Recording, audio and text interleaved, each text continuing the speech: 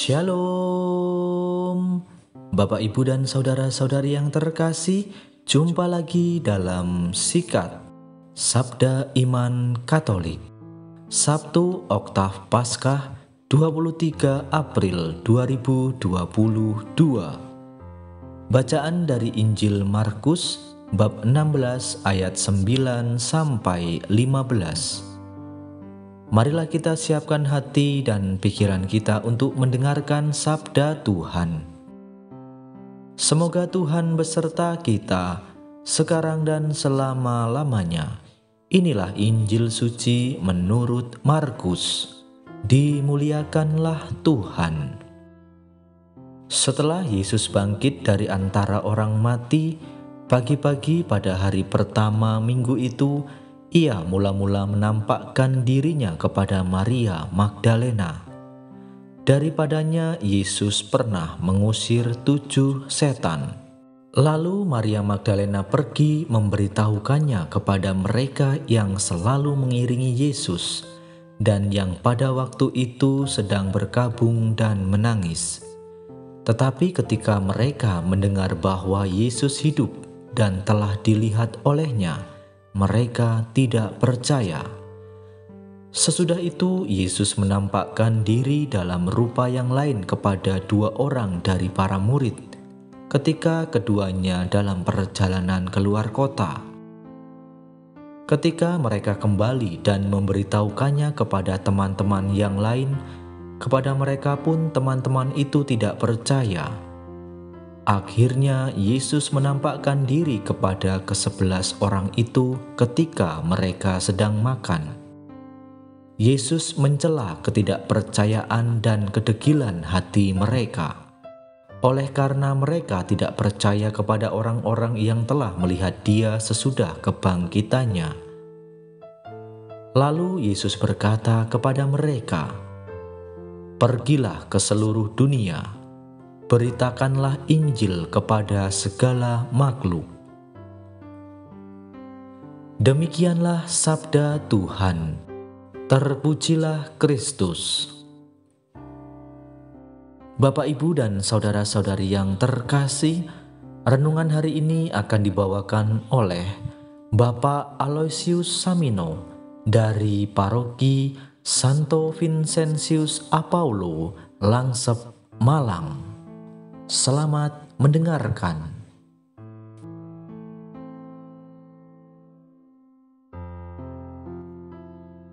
Bapak, Ibu, Suster, Frater, Saudara-saudari yang terkasih dalam Tuhan kita Yesus Kristus. Hari ini kita masih masuk dalam Oktav Paskah, sehingga nuansa Paskah masih terasa. Lalu yang menjadi pertanyaan bagi kita adalah, apakah Hari Raya Paskah sudah membawa perubahan dalam kehidupan kita? Dan semoga saja sudah ada perubahan dalam kehidupan kita masing-masing untuk tetap setia dalam mewartakan kasih Tuhan pada sesama. Dalam bacaan Injil hari ini cukup jelas disampaikan sebagai bukti kalau Yesus telah bangkit dari kematian, dikisahkan sampai 3 kali menampakkan dirinya. Yang pertama, Yesus menampakkan diri kepada Maria Magdalena. Yang kedua, kepada kedua orang yang sedang dalam perjalanan menuju keluar kota. Dan yang ketiga, kepada ke-11 para murid yang sedang makan bersama. Kemudian mereka menyampaikan kepada orang lain tentang Yesus yang menampakkan dirinya. Dan yang menjadi pertanyaannya adalah bahwa semuanya yang menerima pewartaan tersebut tidak ada yang percaya. Nah, mengapa demikian? Lalu bagaimana dengan kita? Apakah juga tidak percaya? Sampai akhirnya Yesus mencela ketidakpercayaan dan kedegilan hati pada murid-muridnya.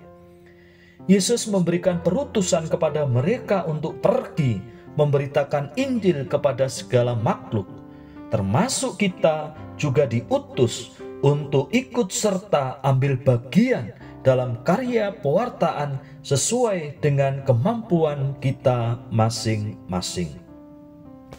Saudara-saudari yang terkasih dalam Tuhan kita Yesus Kristus, kalau kita berbicara soal kepercayaan dan keyakinan, itu memang sesuatu yang sulit untuk diterima karena berkaitan dengan iman. Kecuali kalau orang tersebut mengalaminya atau bahkan melihat sendiri secara langsung. Sehingga tidak salah kalau seseorang terkadang meminta bukti seperti halnya murid Yesus bernama Thomas.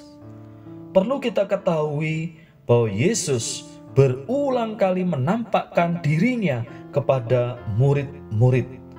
Meskipun ada yang percaya, ada yang keraguan-raguan, ada yang tidak percaya. Hal ini menunjukkan betapa ia dekat dengan para muridnya. Para murid yang telah sekian tahun hidup dengan sang guru kehidupan dari Nazaret itu malah tidak percaya kalau ia tetap hadir dalam seluruh pergumulan mereka. Mereka masih susah untuk percaya dengan kesaksian antara sesama mereka sendiri yang melihat bahwa Yesus telah bangkit. Yesus tetap menunjukkan kesabaran yang luar biasa kepada mereka yang tidak percaya. Dan Yesus mencela atas sikap dan tanggapan mereka yang lamban, ketidakpercayaan dan kedegilan hati mereka. Kesabarannya itu di kemudian hari membuahkan hasil. Lalu yang menjadi pertanyaan bagi kita adalah, apakah kita menjadi pribadi yang sabar sebagaimana Yesus sang guru menunjukkan kesabarannya yang luar biasa, atau bahkan kita cepat emosi? Apakah kita sungguh percaya dengan kesaksian para murid tentang kebangkitannya? Ataukah kita tidak percaya kepadanya? Saudara-saudari yang terkasih, kini Yesus meminta kita untuk pergi menjadi saksinya ke seluruh bumi untuk mewartakan kabar gembira mulai dari kemuliaan Yesus sebagai Tuhan dan Kristus sampai saat ini. Yang tanda-tanda utamanya ialah Ekaristi dan persatuan kasih. Bapak, Ibu, Frater, Suster, saudara-saudari yang terkasih, apa akibatnya jika kita percaya atau tidak percaya akan kebangkitan Yesus? Yang pertama, mereka yang percaya Yesus akan diselamatkan. Bagi setiap kita yang percaya dan melaksanakan kehendak-Nya, maka kita akan beroleh keselamatan. Karena memang keselamatan merupakan dambaan dan harapan bagi setiap orang beriman. Tentu, untuk sampai pada keselamatan abadi bukanlah hal yang mudah, tetapi ada begitu banyak tantangan dan godaan. Akan tetapi semuanya itu dapat kita lalui kalau kita memiliki kesetiaan, ketaatan, dan komitmen yang tinggi untuk selalu mengikut sertakan Tuhan dalam setiap usaha dan tindakan kita. Bagi orang yang percaya, dari sesuatu yang tidak mungkin menjadi mungkin, karena bagi Tuhan tidak ada yang mustahil. Lalu yang kedua adalah yang tidak percaya akan dihukum.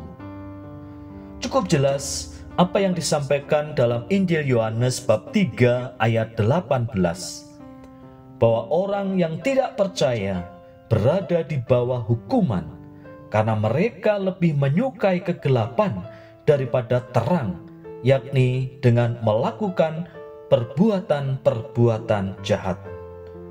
Jika demikian, maka dalam kehidupannya penuh kesusahan, tidak ada kedamaian dan kesejahteraan karena hidupnya dalam suasana gelap. Memang kenyataan dan kebanyakan bahwa setiap kita seringkali lebih menyukai gelap daripada terang. Karena memang keinginan daging itu jauh lebih kuat daripada keinginan roh, sehingga kita seringkali mudah jatuh dalam dosa. Kita bisa bayangkan bagaimana jika orang yang ada dalam suasana gelap, tidak ada yang kelihatan, harus meraba-raba, tidak bebas, dan lain sebagainya. Nah, dalam situasi tersebut pasti mengharapkan terang, dan terang itu ada pada Yesus Kristus. Seperti kita ketahui bersama pada saat upacara cahaya yang disampaikan, Kristus cahaya dunia, syukur kepada Allah. Dan semoga kita semua menjadi anak-anak terang dan selalu menjadi saluran berkat bagi setiap orang yang kita jumpai, untuk selalu ambil bagian dalam karya pewartaan kerajaan Allah kini dan sepanjang segala masa. Amin.